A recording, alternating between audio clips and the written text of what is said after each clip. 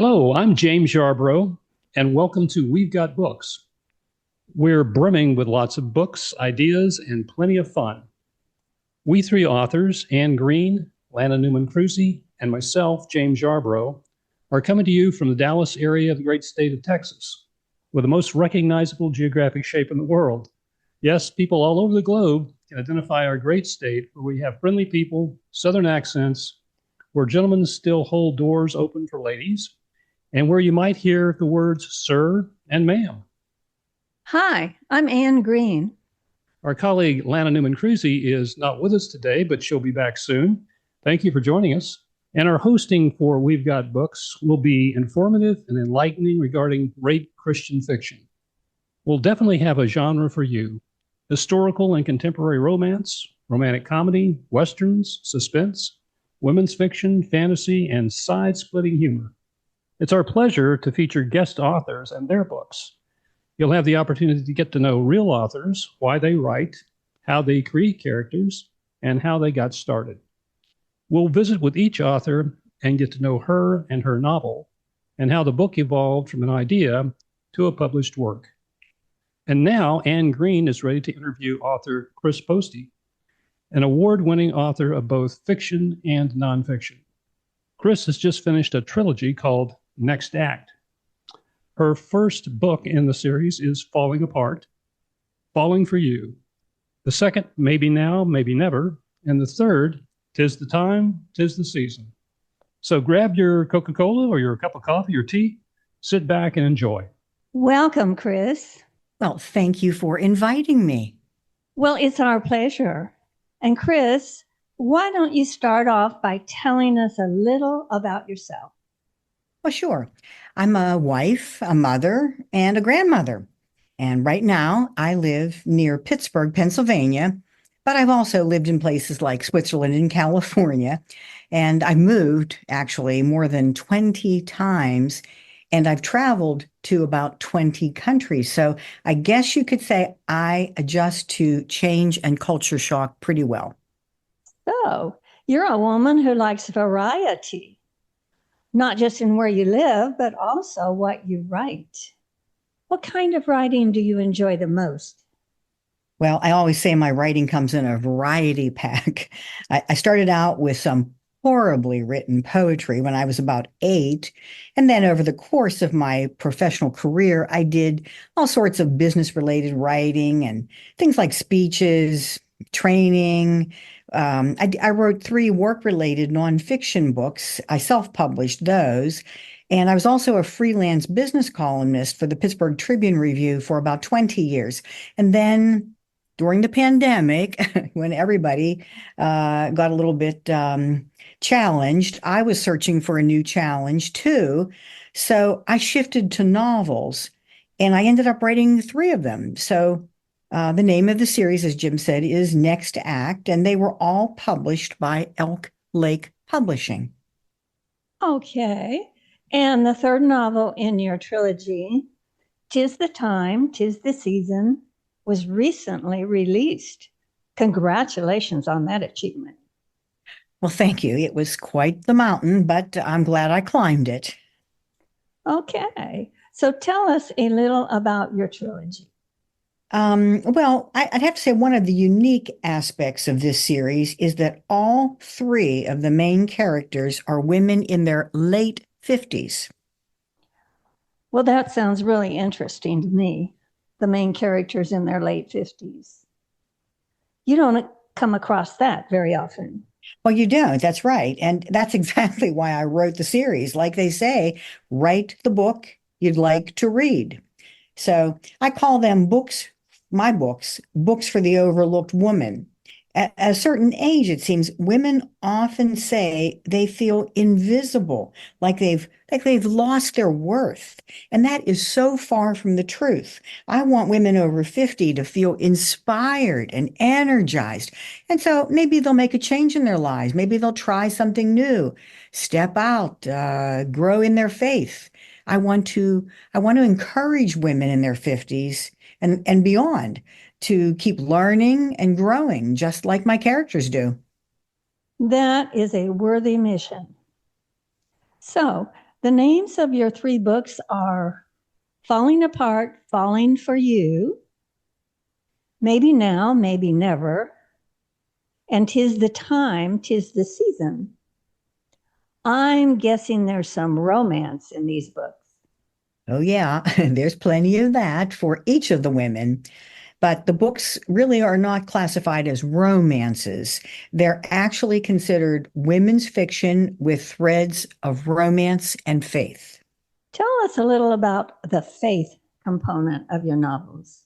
hmm Well, all 3 women were best friends back when they were teens attending St. Cyprian's Academy, a fictional parochial high school in their little fictional Western Pennsylvania town. But after graduation, they lost touch. Suzanne moved up to Pittsburgh. She began a successful career in the airlines, and Marla moved to Manhattan.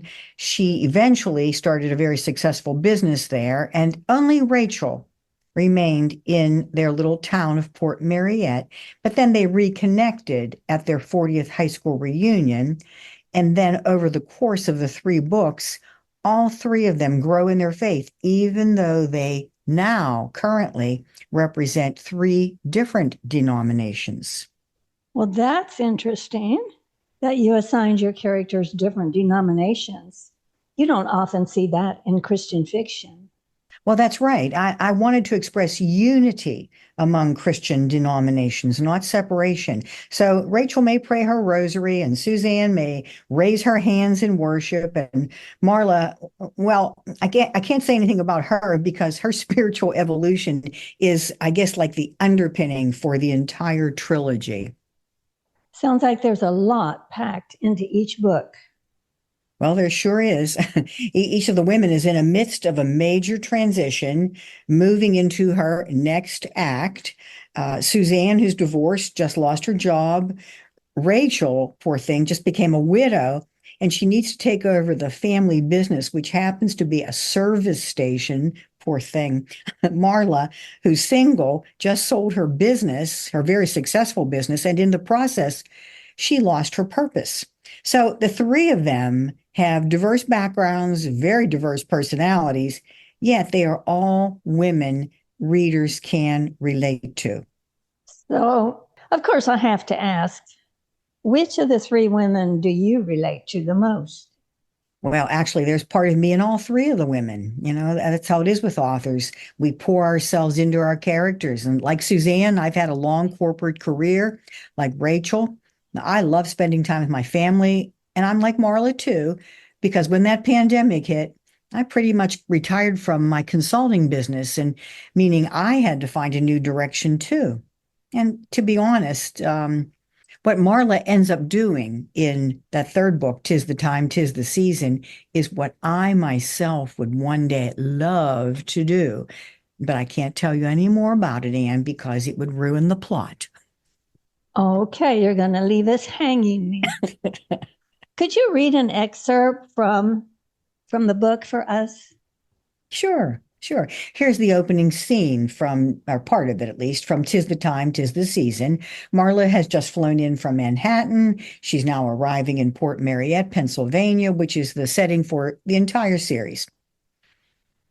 As the sun dipped beneath the horizon, casting its final fiery glow across the snow-covered western Pennsylvania landscape, Marla Galani emerged from the sleek confines of a limousine. With practiced ease, she flicked her wrist and handed the driver a crisp 50. Her long mane of dark hair swirled in the brisk wind as she made her way along the shoveled path to Hope Hospital. The entrance doors glided apart, and she stepped inside. Despite the whoosh of warm air, she couldn't shake off the chill that seemed to linger. In front of her stood an inflated Santa and oversized nutcrackers, garish decorations that seemed out of place. If this was the hospital's way of distracting people from their suffering, it hadn't worked on Marla. She followed a swath of plastic candy canes to the registration desk. "I'm here to see Grace Walton." The guard sized her up with a prolonged squint. She just got married. That's her new last name. I'm her mother. Walton, mother. Would those words ever come to her lips naturally? You got ID? Marla dug her driver's license from her soft leather bag and handed it to him. New York. The guard looked her over.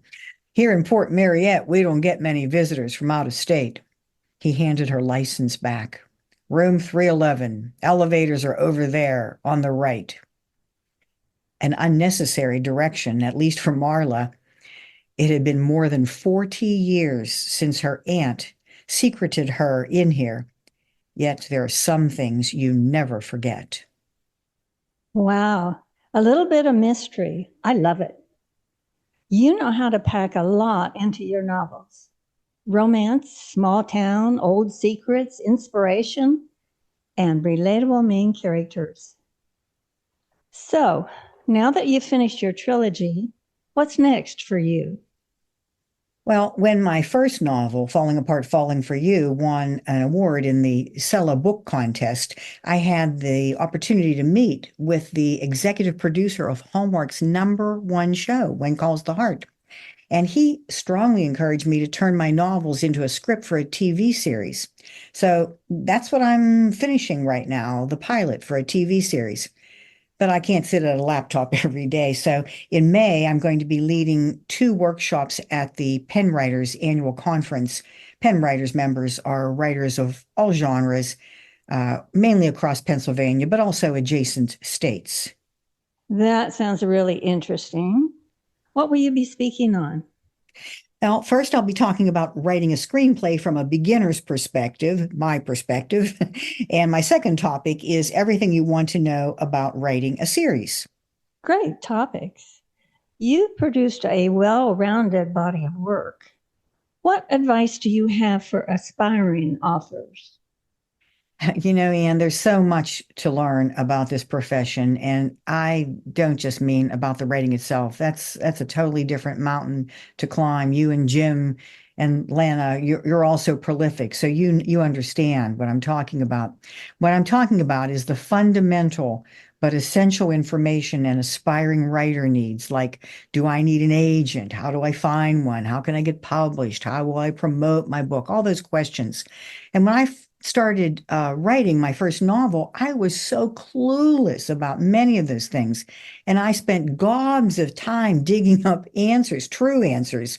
And once I figured things out, I decided to write a little book to help others. And so that's called Before You Write Your Novel, What to Know from the Get-Go. And I wrote it for aspiring novelists, but aspiring nonfiction writers would find it helpful too. That does sound like a very helpful book. What's one piece of advice you can share with aspiring authors right now? Well, I would say before investing a lot of time and energy into a manuscript, learn as much as you can.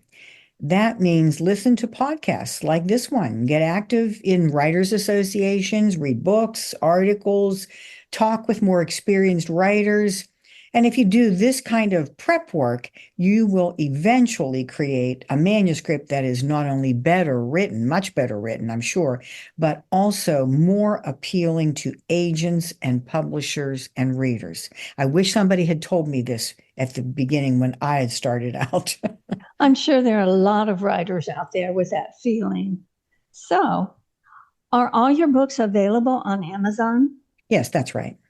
So, the names of your books in the Next Act series are Falling Apart, Falling for You, Maybe Now, Maybe Never, and 'Tis the Time, 'Tis the Season. And the nonfiction book is Before You Write Your Novel, What to Know from the Get-Go. They are all pretty long titles, so it's probably better just to search for them using your name. Yeah, you're right about that, Anne.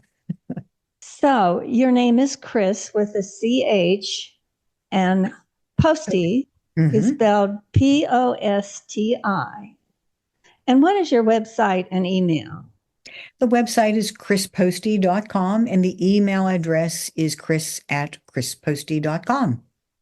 Okay. Thank you for being our guest today, Chris. So much fun learning about your writing. And we wish you all the best with that TV plot script. And I'm Well- sure that those books of yours are going to sell very well because they sound so interesting. Well, thank you. Thank you so much. Thank you, Anne and Jim and Lana. I appreciate the opportunity to be on your podcast. This is James Yarbrough again. What a great interview. Thank you so much, Anne and Chris. That was wonderful hearing about your books. And thank you for all that information for new authors as well. That's going to be very helpful to them, I'm sure. Our time has really sped by today, so we must bid adieu from deep in the heart of Texas, and hope you enjoyed your time with us as much as we enjoyed having you.